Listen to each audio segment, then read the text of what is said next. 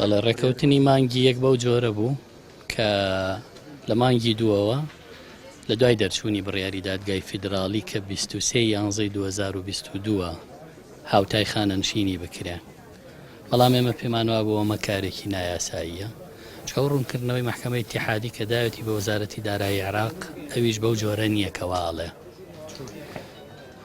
بۆیە خۆشبەختانە ئەمڕۆ شاندی هەرێم بەڕێوەبەری گشتی خانەنشینی هەرێم پێی ڕاگەیاندم کە مەحزەری ڕێکەوتنەکەیان واژۆ کردووە هاوتاکردنی خانەنشینی هەموو خانەنشینان بگرێتەوە.